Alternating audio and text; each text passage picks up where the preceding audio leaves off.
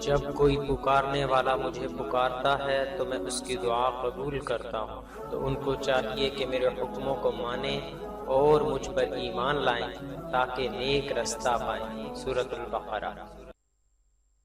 بسم اللہ الرحمن الرحیم۔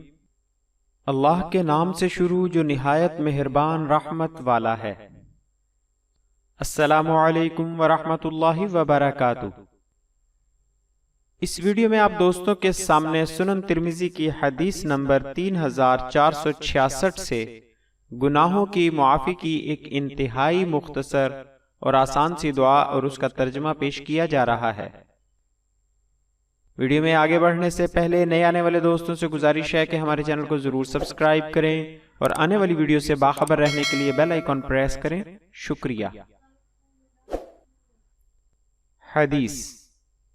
حضرت ابو ہریرہ رضی اللہ عنہ سے روایت ہے کہ رسول اللہ صلی اللہ علیہ وآلہ وسلم نے فرمایا، جو شخص 100 بار سبحان اللہ وبحمدہ کہے گا اس کے گناہ بخش دیے جائیں گے، اگرچہ وہ سمندر کے جھاگ کی طرح ہوں۔ امام ترمذی کہتے ہیں یہ حدیث حسن صحیح ہے۔ فوائد و مسائل۔ اس قسم کی نیکیوں سے صغیرہ گناہ معاف ہوتے ہیں، بڑے گناہ توبہ سے معاف ہوتے ہیں۔ آخر میں آپ سے گزارش ہے کہ ہماری حوصلہ افزائی کے لیے ہماری ویڈیوز کو لائک اور شیئر ضرور کریں۔ شکریہ۔ جزاک اللہ خیرہ۔